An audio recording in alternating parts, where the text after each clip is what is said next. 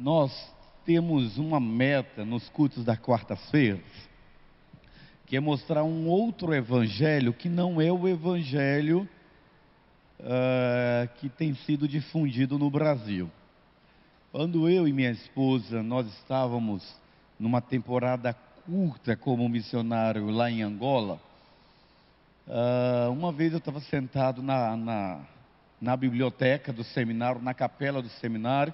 Nós íamos ter a capela, dávamos aula no seminário Teológico Batista de Uambo, e tinha uma frase bacana, aquela frase mexeu muito comigo.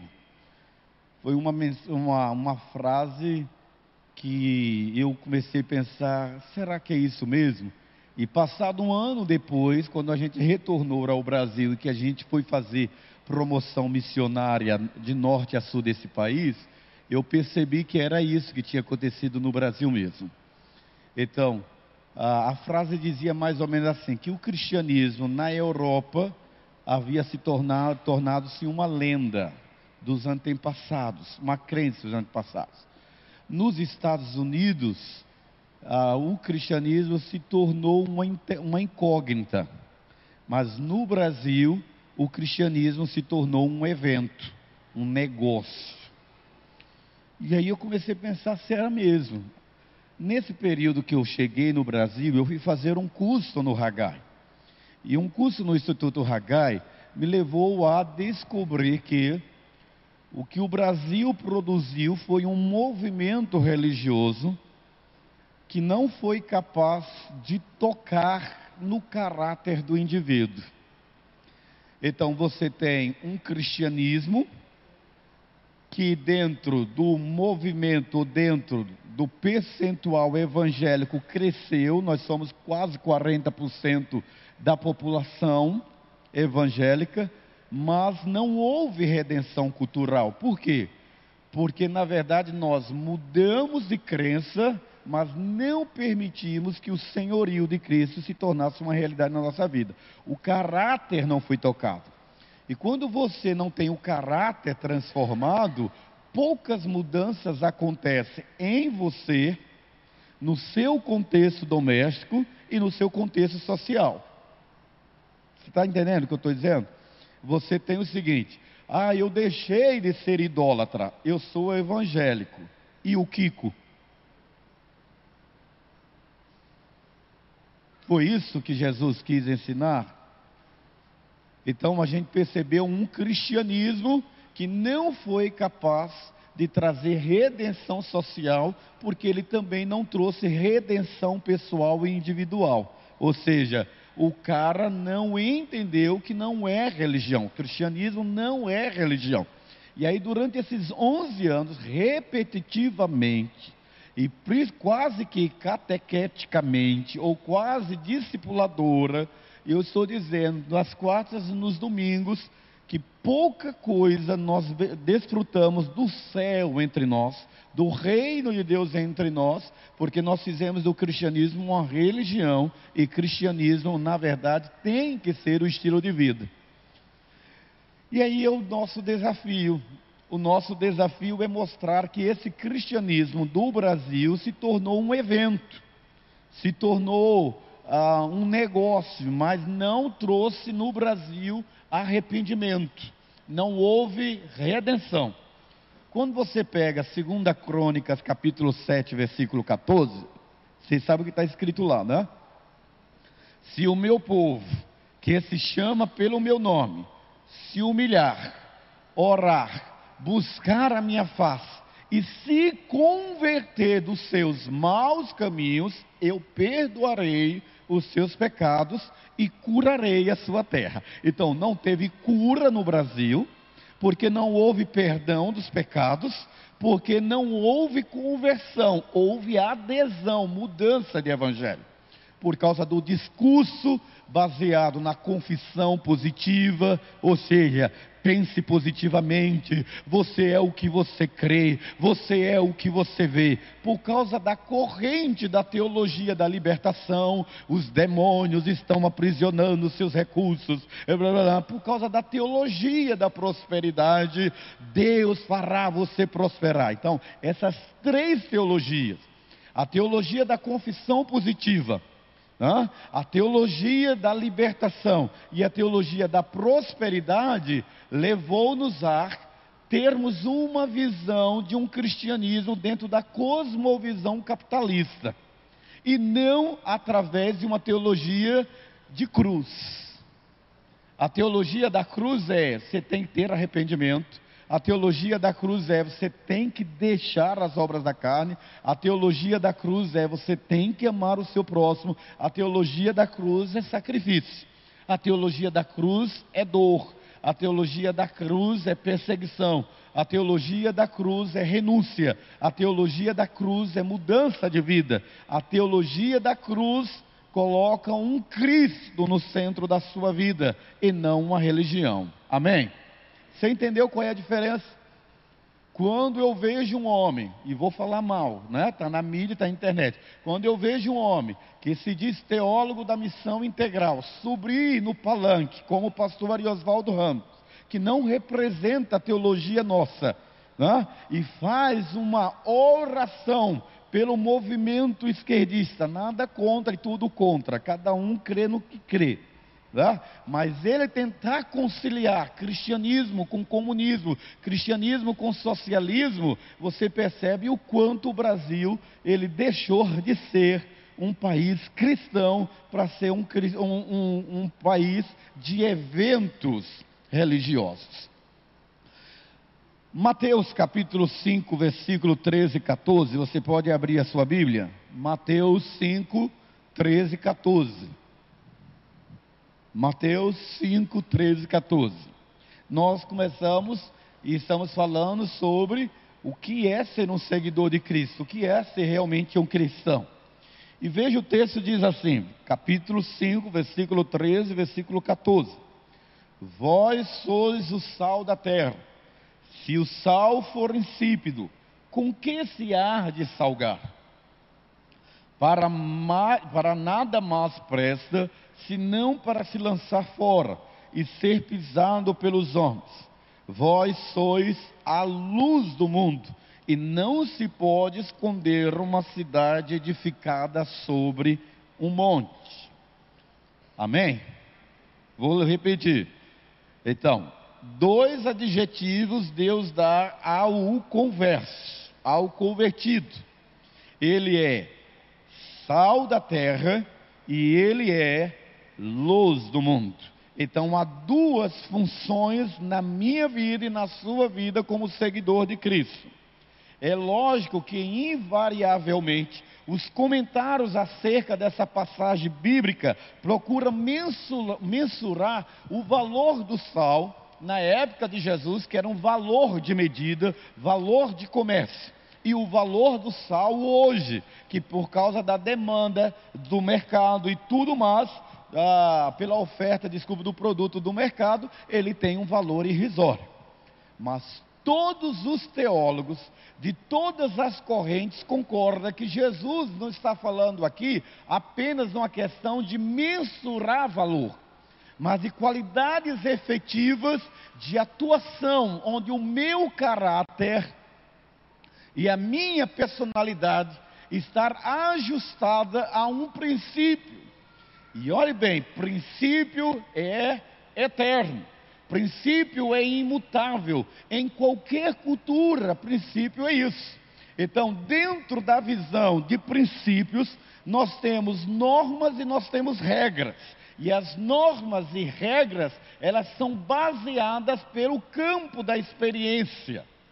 Então a fé cristã, ela não é baseada no princípio da intelectualidade, mas no princípio do conhecimento empírico, da sua experiência com Deus. É possível eu estar dentro de uma igreja, gostar daquela igreja, frequentar aquela igreja, decidir fazer parte daquela igreja e não ser convertido, é lógico que é. Lógico. Por quê? Porque esta igreja, tecnicamente, humanamente, socialmente falando, ela é uma instituição agregadora de indivíduos que comungam de um princípio de fé. Mas não significa que ela foi transformada. E é por isso que o texto quer falar aqui de qualidades. Então todos os teólogos estão se referindo aqui ao caráter, à moral do discípulo de Jesus. Então eu não sou conhecido por ser membro da Cibapa, eu sou conhecido por ser um discípulo de Jesus. E quando isso é o inverso, eu entendo que a igreja é apenas uma instituição social. É lógico que quando nós vamos falar sobre isso, Jesus tem e está falando de caráter, de praticar boas ações, fazer ações caridosas, ajudar as pessoas carentes, influenciar a sociedade.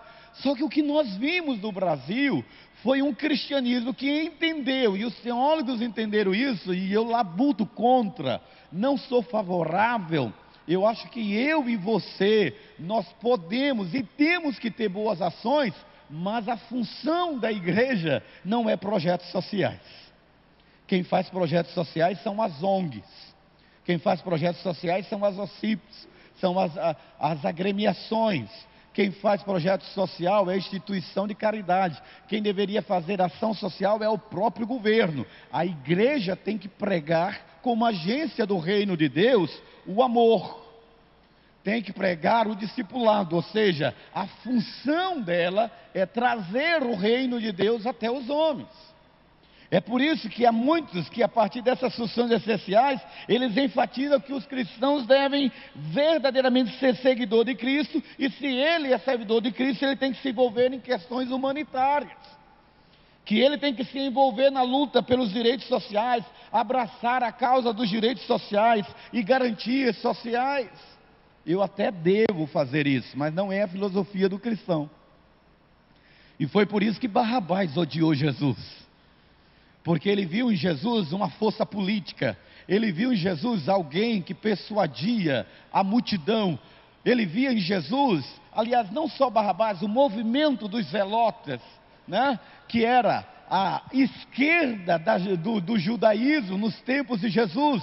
Aqueles que pegavam na espada. E eles olharam para Jesus e tentaram persuadir Jesus a vir para o lado deles. Alguns sociólogos até dizem que Jesus trilhou parcialmente pelos zelotes, mas que o discurso de Jesus é: ame o teu inimigo.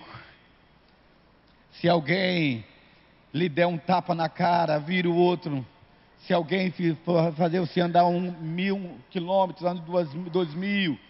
O discurso de Jesus foi incompatível, porque Jesus estava dizendo: não, eu acho que nós estamos sendo oprimidos pelos romanos, mas não é pela espada. E os zelotes pegavam as espadas, né?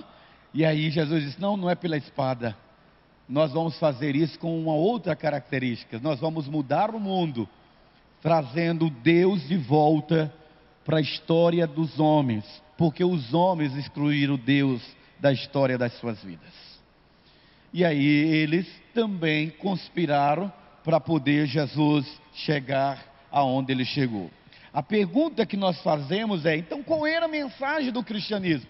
Qual é a mensagem de Deus? Qual é a mensagem de Cristo para mim e para você?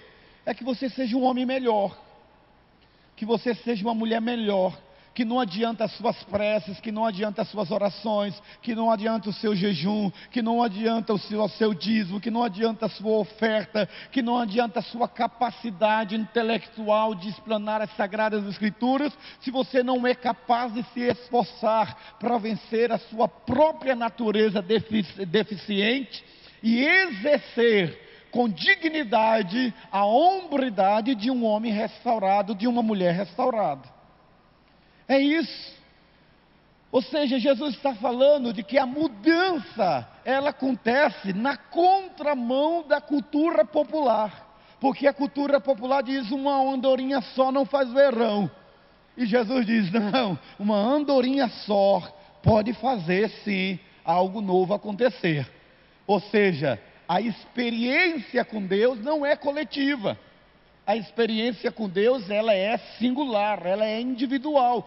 Sou eu e você tendo um relacionamento intrínseco com Deus, inegociável com Ele, trazendo êxtase àqueles que estão ao meu redor, deixando-os perplexos.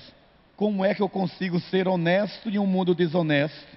Como é que eu consigo ser verdadeiro num mundo de mentira? Como é que eu consigo ser íntegro em um mundo que falta integridade? Esse é o cristianismo. Cristianismo não é os irmãozinhos sapatinho de fogo. Não é nada disso. Cristianismo não é a minha capacidade de expulsar demônios. Cristianismo não é multiplicar por pão. Sabe por quê? Porque em outros movimentos que não é o cristianismo, se fala em língua, se tem profecia, se tem visão, se tem revelação, se tem... Vá lá, no movimento ali, movimentos como nós temos aqui no Brasil, não vou dizer o nome não, para não ser ético, né? Tem aí algumas religiõezinhas que você toma um chazinho, e aí fica maluquinho, e tal. Você vê anjo, demônio, vê tudo. Você vai nas igrejas de linhas pentecostais, você também vai ver lagartixa, siri, camarão, barata. Você vai ter. Não faltam religiões empíricas, transcendentais. Mas eu não conheço ninguém que, movidos pela transcendentalidade, foi capaz de mudar o seu contexto social. Porque cristianismo é uma disposição, uma predisposição mental, do entendimento do qual é a vontade de Deus e viver sob princípios e valores inegociáveis. Eu tenho a oportunidade de roubar, mas eu não roubo. Eu tenho a oportunidade de levar vantagem sobre esse negócio, mas eu não levo vantagem.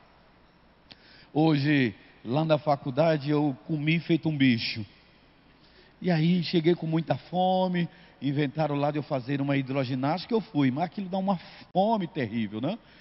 E disse que é para emagrecer, mas daquele jeito eu não vou emagrecer. E aí eu tomei água com gás para matar a fome, não matou a fome. Aí eu tomei um café, não matou a fome. Aí eu tomei um suco de cajá, não matou a fome. Aí eu pedi um suco de laranja, não matou a fome. Pedi então uma panqueca, não matou a fome. Aí eu pedi 3 pastelzinhos de carne, matou a fome. Mas nessa empolgação, conversando e comendo, eu fui embora. Não fui embora. Quando eu estou lá assistindo a aula, eu lembrei, meu Deus, eu não paguei. Aí voltei lá. Aí eu disse, quanto eu lhe devo? Ela disse assim, de quê?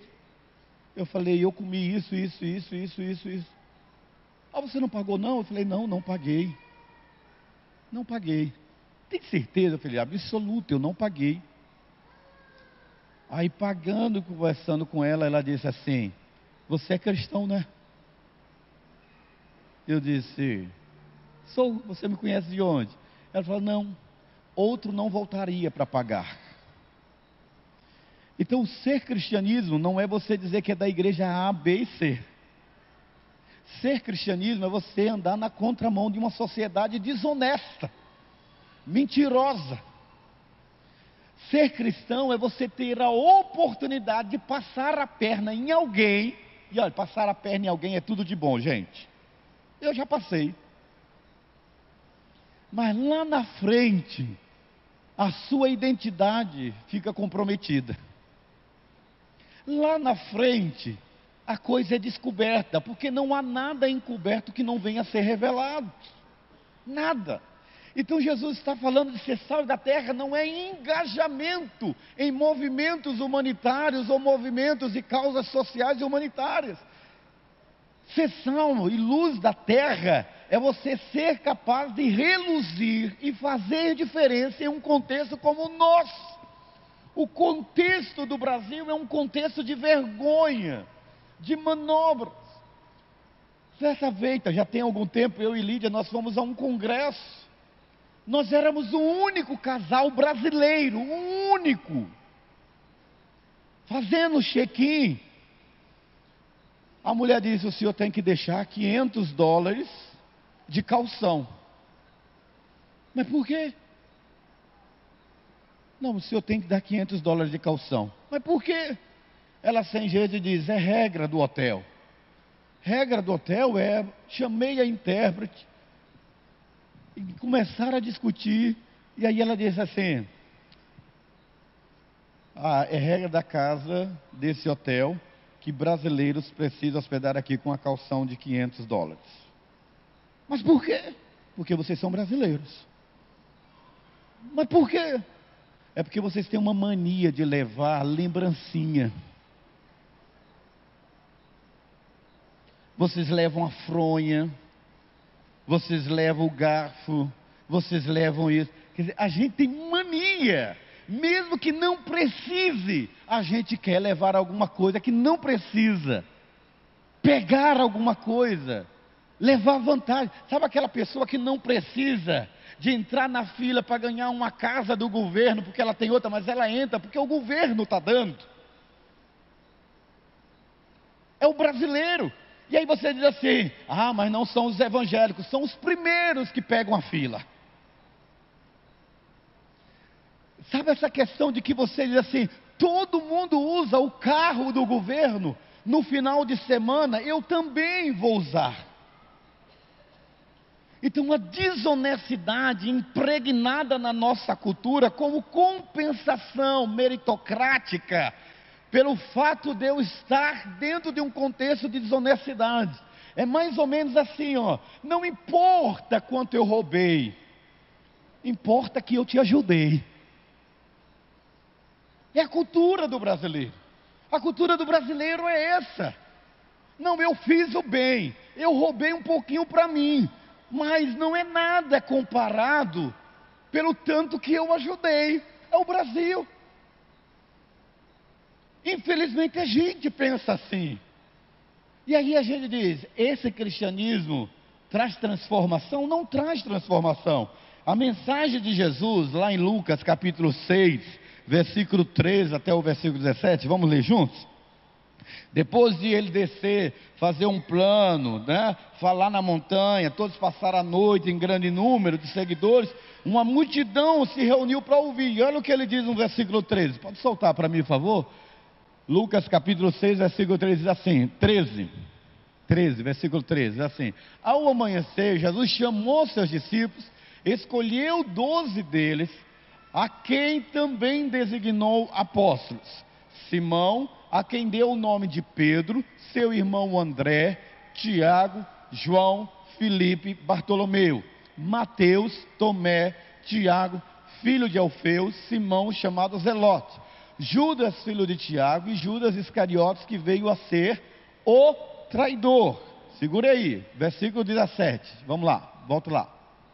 Volta 17 aí, para mim, assim. Jesus desceu com eles e parou num lugar plano. Estavam ali muitos dos seus discípulos e uma imensa multidão procedente de toda a Judeia, de Jerusalém e do litoral de Tiro e de Sidom. 18. Para eu encerrar, que vieram para ouvir e serem curados das suas doenças.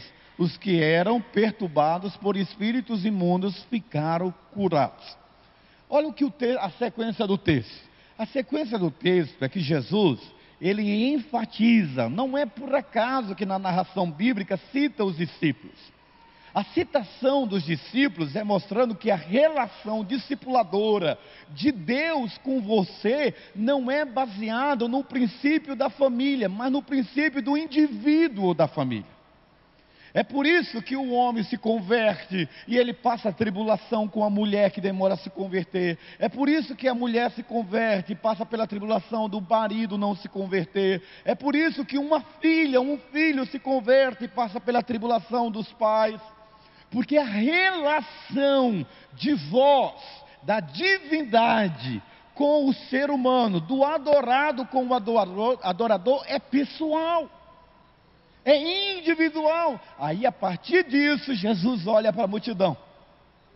A partir disso, os milagres acontecem. Aonde é que o milagre vai acontecer na minha casa, na vida do meu filho e da minha filha? A partir do meu relacionamento com Deus. Deus, meus filhos estão perdidos. Aí você pensa assim: Deus vai ouvir minha oração? Não, A expressão de Deus é: primeiro eu e você, vamos acertar as contas. Você deixou de me obedecer. Você deixou de me ouvir. Você deixou de ser uma seguidora, um seguidor discípulo. Você se tornou relativista. Você deu um carro para o seu filho menor de idade, transgrediu uma lei. Você ensinou ao seu filho a mentir. Você precisa se consertar para que o milagre possa chegar na sua casa. O milagre não vem para a coletividade sem antes chegar na singularidade. Para Deus abençoar a minha casa, primeiramente Ele precisa mudar o meu coração, o seu coração. A negociabilidade de favorecer caminhos alternativos para os membros da nossa família, podemos sermos infratores de princípios divinos que levam os nossos filhos a rejeitar uma relação com Deus. Pastor, como que é isso? Bom, o texto sagrado está dizendo que o cenário do Senhor era assim, versículo 20 de Lucas 6. Lucas 6, versículo 20, diz assim: e levantando ele os olhos para os seus discípulos, dizia, vamos ler juntos?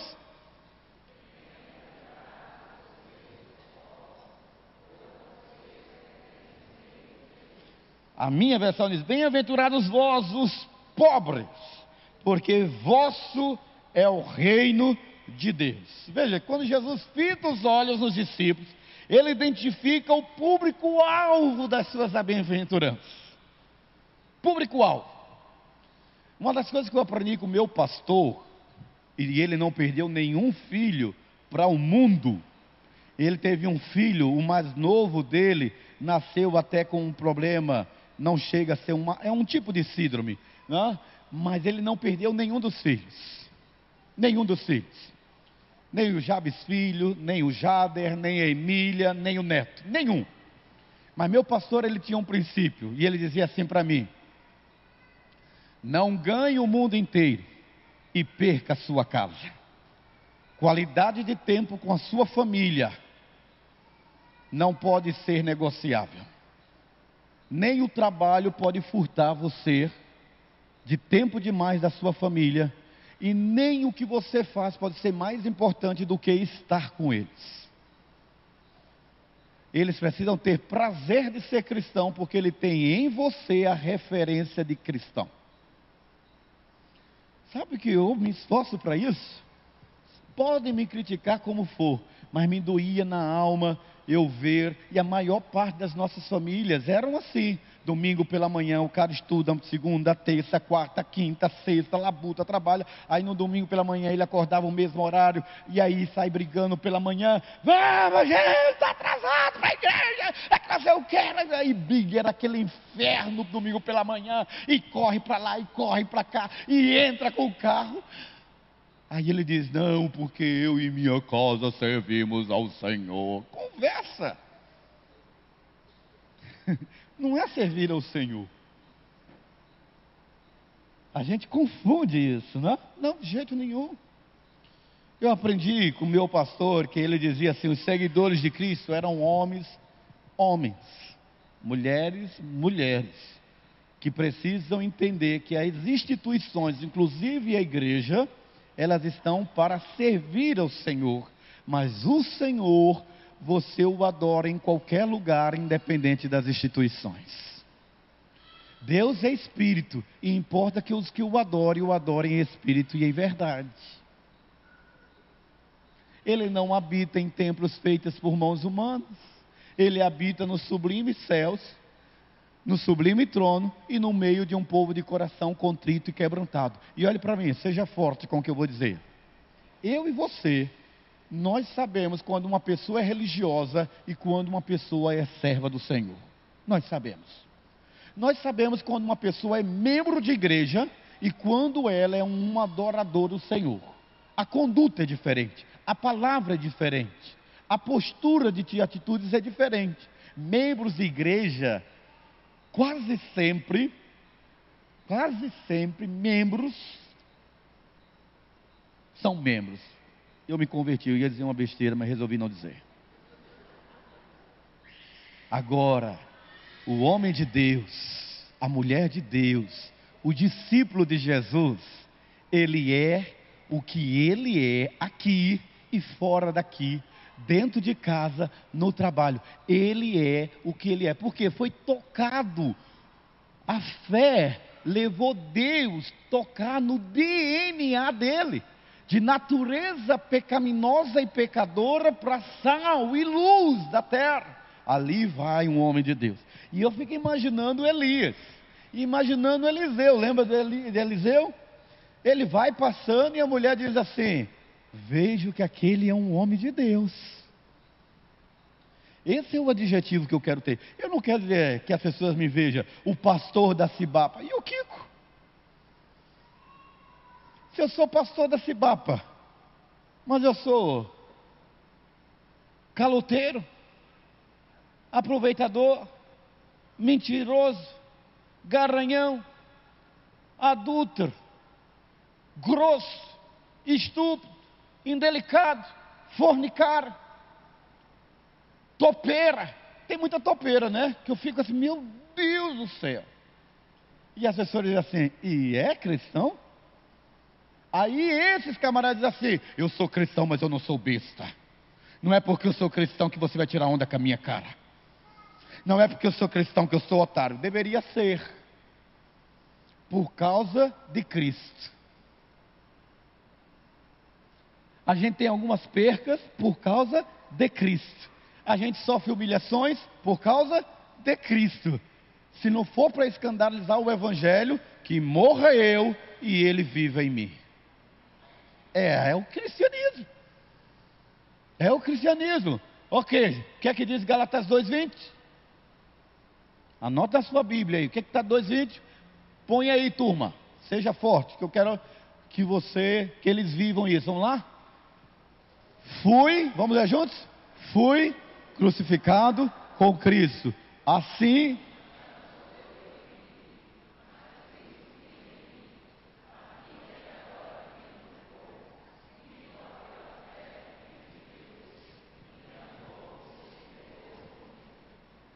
domingo eu dei um versículo, segura aí esse versículo. Domingo esse versículo. No Brasil inteiro, o ano passado, né? O ano passado eu fui em quase todas as capitais do Brasil. Eu dei a interpretação exegética desse texto.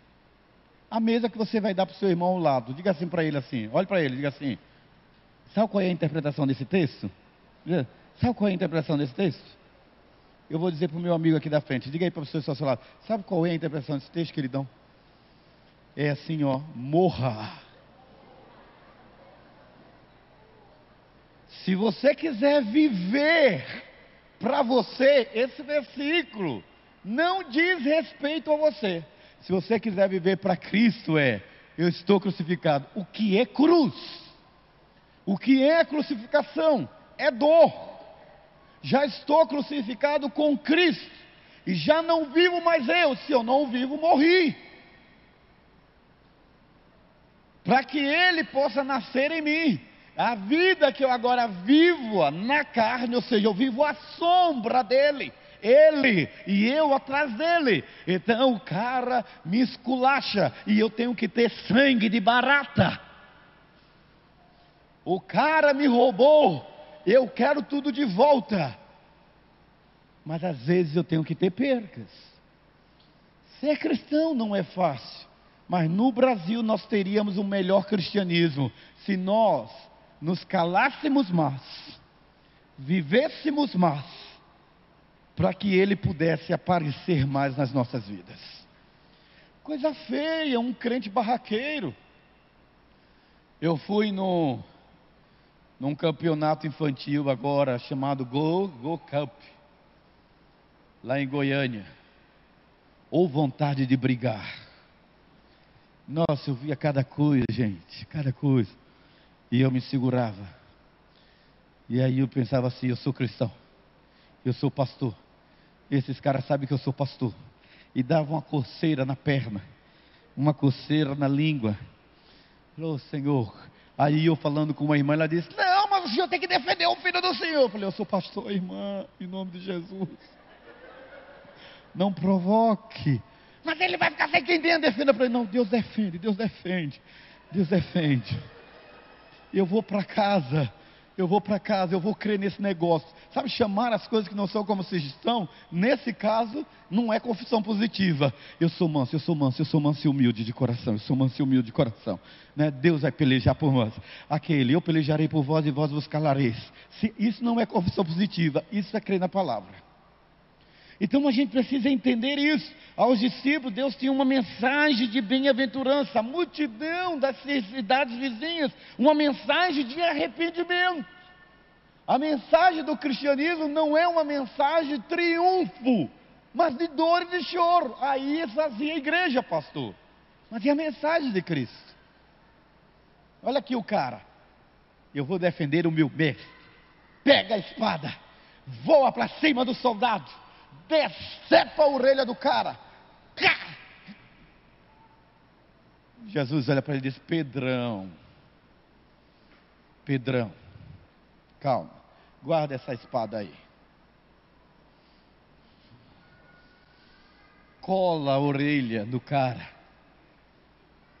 E Jesus diz assim: você acha que eu preciso da sua espada, Pedro? Eu poderia rogar ao Pai, e Ele mandaria dezenas, centenas de anjos. Não é esse o reino que eu estou trazendo. O meu reino de justiça não é esse.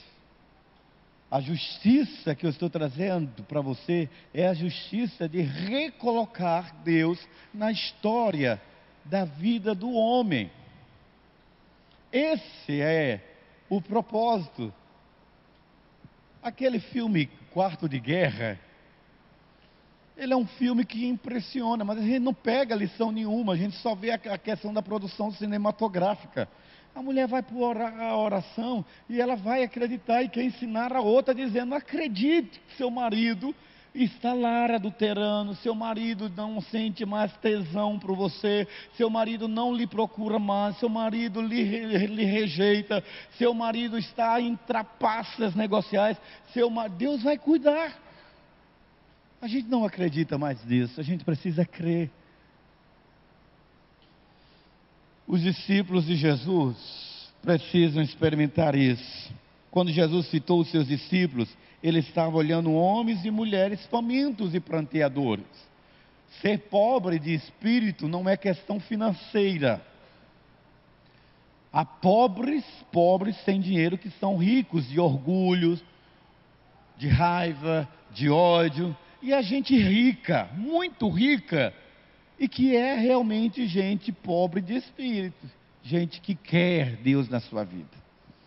Agora, você vai me perguntar: pastor, como que eu vou descobrir se eu sou discípulo de Jesus? Eu vou elogiar um cara da televisão. A gente sempre malha os caras da televisão, né? Tem muitos movimentos neoliberais e neopentecostais no Brasil. Mas tem um camarada, desses movimentos que estão no poder da mídia. Eu gosto do evangelho dele. Ele acredita no poder da cura, ele acredita no poder da libertação, ele acredita no poder da multiplicação, ele também vende livros, mas ele tem um evangelho ético.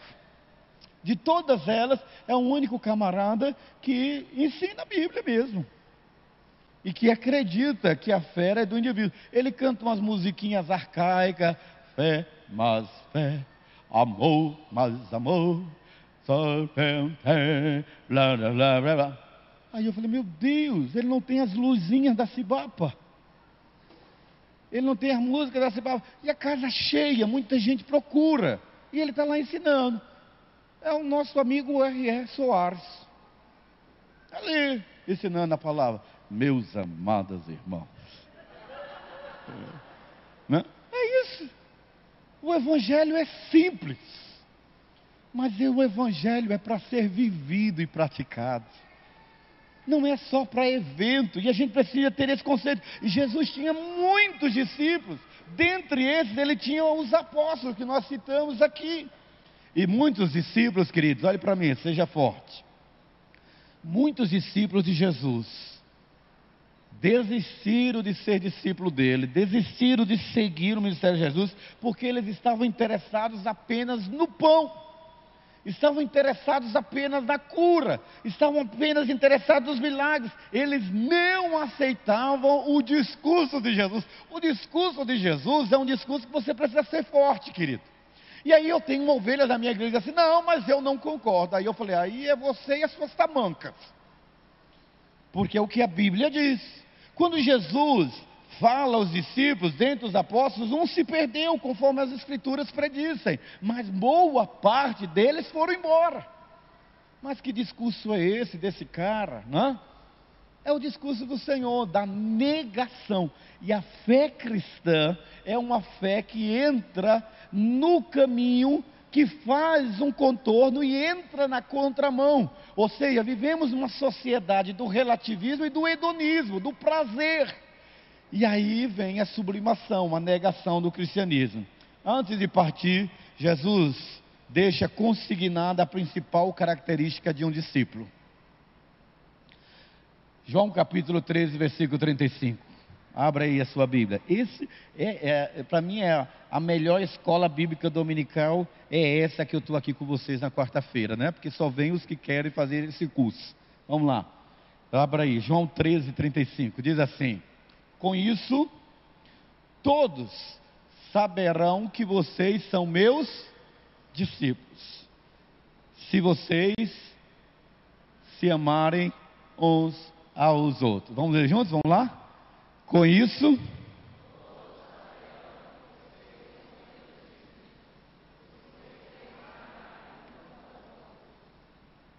o que você acha que Jesus quis evidenciar com esse texto? O que é amar uns aos outros? Talvez alguns deem resposta que seriam discípulos se realmente obedecessem a Ele. E amar é isso, é obedecer. A essência do discipulado está na obediência, é em ser obediente ao Senhor e Mestre. O discípulo revela de quem ele é discípulo. E divergências à parte.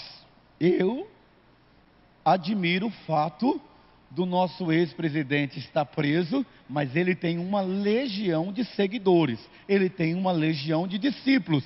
Não importa o que ele faça ou deixe de fazer, não importa se houve legitimidade no devido processo legal, aonde sentenciou na primeira instância, na segunda instância, e a negação do habeas corpus. Não importa se há provas materiais, documentais, formais, que mostrem que ele é culpado. Os seguidores dizem: é o meu mestre. Podem prender o homem, mas não podem prender as suas ideias.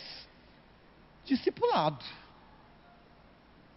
Isto é discipulado. Você pode até ficar com raiva, mas se você tivesse a mesma obediência e a mesma predisposição de ser leal, de ser fiel a Jesus, que os seguidores de Lula têm com ele, nós revolucionaríamos esse país.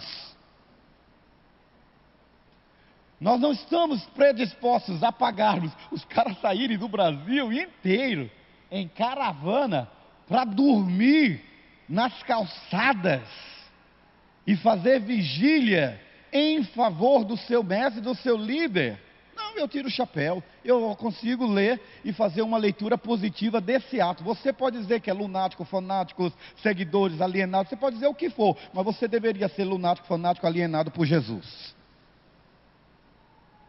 Porque se eu e você chegássemos a esse patamar, querido, nós não estaríamos divergindo sobre ideologia de gênero, nós não estaríamos divergindo sobre homoafetividade, nós não estaríamos divergindo sobre justiça, direito, legalidade, nós não estaríamos com essa divergência. Sabe por quê? Porque juntos nós somos melhores, juntos nós somos mais fortes, juntos podemos muito mais. O fato é que nós não somos ainda leais ao Senhor e nem somos unidos como povo do Senhor, porque nós atacamos uns aos outros. Nós atacamos uns aos outros. Das mesmas formas que no Brasil as ideologias partidárias são utopias e as pessoas seguem mais os homens do que as ideias dos partidos, nós somos cristãos sem saber o que crê o cristianismo. Infelizmente. Mas eu não estou aqui para puxar de orelha de você, eu estou aqui para falar de coisas bonitas para você. Vamos lá. João 13, 34 diz assim para você. Já que eu estou querendo falar de amor, eu vou até mudar o tom de voz. Então, queridos, o amor é assim. João 13, 34. 13:34 diz: um novo mandamento vos dou, que vos ameis uns aos outros, como eu vos amei a vós, que também vós, uns aos outros, vos ameis. Como eu amava o Frei Eugênio quando eu ia à missa, que ele lia esse versículo. Um novo mandamento dou a vocês: ame-se uns aos outros, como eu os amei, vocês devem amar uns aos outros. Ei, olhe para mim, seja forte. Amar não é um sentimento, é uma decisão. Eu decidi amar o Senhor. Não é diferente do sentimento que você tem por uma mulher e por um homem. Eu sei que alguns teólogos fazem separação dessas duas palavras: ágape, amor, e eros. Eros é o amor sexual. Ágape é o amor sem interesse, desprovido, incondicional. Mas, no casamento, eu sou casado, né? 19 anos, você não sabe como é que eu sofro lá em casa. Porque eu sou uma pessoa mansa, humilde, terna, carinhosa, romântica. Mas minha esposa é má, sabe? Dura de coração. Então, não é assim que acontece? A gente sempre acha que o outro, né? O outro é a causa do problema conjugal. O outro é o problema, você nunca, né? Mas o amor eros e o amor ágape, eles se fundem numa simbiose que faz com que haja uma harmonia e uma sincronização entre o desejo e a decisão. Às vezes o desejo vai embora e fica só a decisão de estar com o outro. Isso é amor. Isso é amor. É por isso que você não explica a relação conjugal de um casal que você que está de fora acha que é um absurdo aquilo. Mas é porque você não entendeu o amor que plantou-se no coração daquela pessoa. E é dentro desse contexto que Jesus está dizendo assim: você vai amar. Você vai amar dentro da igreja. Você vai amar dentro de casa. Você vai amar no trabalho. Você tem que amar. Não é uma capacidade natural, é uma capacidade divina que Deus dá a crentes e a não crentes. Não é só o crente que tem essa capacidade de amar, é uma predisposição inerente ao elo que o homem tem com a divindade. E que o homem, independente da sua crença, ele pode ser espírita, ele pode ser católico, ele pode ser agnóstico, ele pode ser ateu, ele pode ser da Sechonoé, ele pode ser do Santo Daime, ele pode ser do Espiritismo, ele pode ser de qualquer lugar, mas o elo da sua existência é divina, porque Deus formou o homem à sua imagem e à sua semelhança. Independente da relação que ele tem com a pessoalidade, a personificação, a materialização do amor de Deus que é Cristo Jesus, ele é imagem e semelhança de Deus. E se ele não vê em Cristo aquilo que nós vemos, mesmo assim a sua essência continua sendo ligada à essência do seu Criador, porque Deus formou todos os homens em todos os lugares. Você está entendendo isso? Eu sei que isso é teologia, e talvez você diga assim: como assim? Todo homem é de essência divina, porque todos os homens nasceram do mesmo projeto original. A fonte da existência de todos os homens, ruim ou bom, evangélico ou não, é Deus. E é por isso que Deus se relaciona com todos os homens. Quando você lê em Isaías que o povo está em cativeiro, Deus fala assim para o profeta Isaías: o meu servo Ciro será usado para trazer libertação ao povo de Israel. Quem era Ciro? Então todos os homens têm um elo. Só que o texto aqui está falando uma questão que na naturalidade Só faz sentido quando esse homem encontra com Cristo. Mas mesmo quando ele não encontra, por causa do seu elo, ele decide acreditar ainda no outro a quem ele direciona seus sentimentos e suas emoções. Só é possível conhecer quem alguém é discípulo de Cristo quando esse alguém obedece a Cristo. Agora nós vamos falar da questão da obediência. E a minha pergunta para você é: ontem eu estava conversando com o pastor Mário e a Mísia, e eu estava dizendo assim, você pode levar qualquer pessoa para o seminário Êxodo do pastor Lobo, você pode levar qualquer pessoa para o Silk, para qualquer seminário de libertação, isso não vai mudar a sua vida. O que muda a sua vida e a verdadeira libertação é: conhecereis a verdade e a verdade vos libertará. Transferir o conceito de libertação para um evento, ou seja, um episódio que aliena você no plano da naturalidade, a transcendentalidade, é manter você refém ainda dos seus próprios desejos e sentimentos. Libertação é a decisão clara e consciente de querer obedecer a Cristo. Então essa é a libertação. A minha libertação é: se pois o Filho vos libertar, verdadeiramente sereis livres. E nesse caso aqui, amar a Cristo é aquilo que Jesus estava dizendo para Pedro: Pedro, tu me amas? Amo, Senhor. Eu vou perguntar de novo, para você ter certeza disso. Pedro, tu me amas? Amo, Senhor. Amar é uma decisão. E é uma decisão consciente de que há falibilidades no meu caráter, de que há falhas na minha personalidade, mas eu ainda acredito que eu vou melhorar por causa do meu relacionamento com Deus. E é esse melhora do meu relacionamento com Deus que me leva a ser disciplinado. Olhe para mim, seja forte.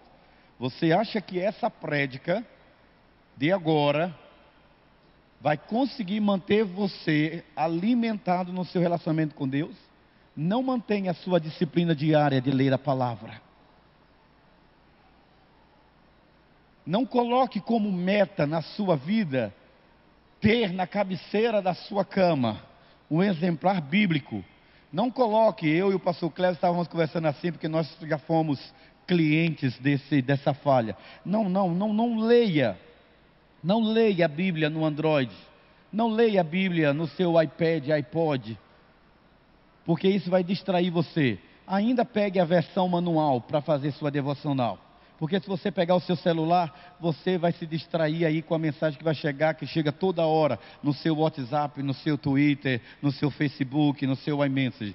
Pegue a Bíblia e leia como uma alimentação, como um alimento. Duvida que o seu caráter não seja moldado. A maior parte dos cristãos que levam uma vida pseudo-cristã são pessoas que não têm a disciplina nem a habitualidade de ler a palavra. Porque quando você lê, você aprende e apreende. Você se informa e você se forma no conhecimento transformador da sua vida. A palavra tem um poder de redarguir, de exortar, de corrigir, de alimentar, de fortalecer, de denunciar o pecado. É a palavra. A palavra. Sem a palavra você não tem isso. E é por isso que o texto está dizendo assim: você me ama. Esse amar não é uma função apenas sintomática. É uma decisão racional. Eu amo. Eu quero terminar dizendo assim: eu tinha uma ovelha que ela demorou a casar. Ela já estava com 48 anos. Gente, 48 anos. E não tinha casado. Apareceu um viúvo. O homem apareceu do nada.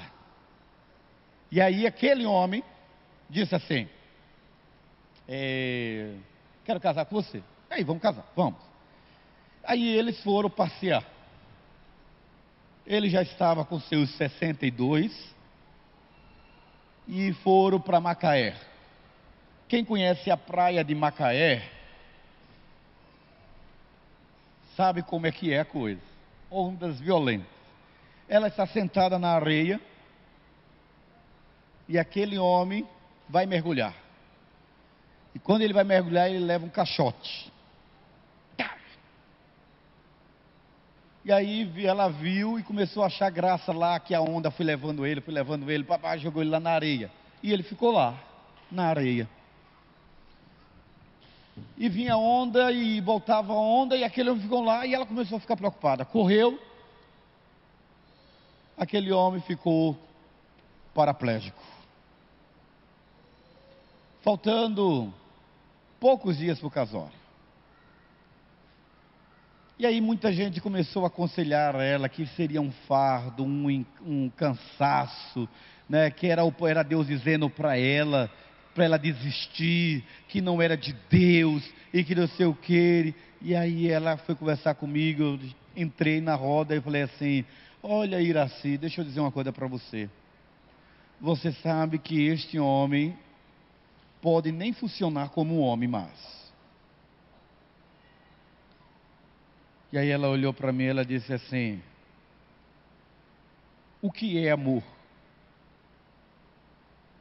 Senão a negação da sua vontade em função de alguém que você quer ser bênção. Eu disse para ela: então case. E ela casou com aquele homem. Estão casados até hoje, já fazem quase 15 anos. Ele, com fisioterapia, recuperou alguns movimentos. E ele foi em novembro do ano passado, quando eu estive no Rio de Janeiro. E ela diz assim: pastor, eu sou muito feliz. Porque eu entendi o que é dando que se recebe. E que a gente colhe o que a gente planta. E que cristianismo só tem sentido quando a gente vê estampado na vida do outro a gratidão e a certeza do sacrifício que foi feito por ele. Eu conhecia Deus só de ouvir falar, mas agora eu conheço Deus, porque cada dia é um milagre na minha vida, na vida do Elias e no nosso casamento. Isso é Deus. Eu não sei que lição você vai tirar desse exemplo, mas o que eu quero exemplificar para você é que amor não é sentimento. E é por isso que a Bíblia diz que o amor tudo crê, tudo suporta, tudo espera, jamais acaba.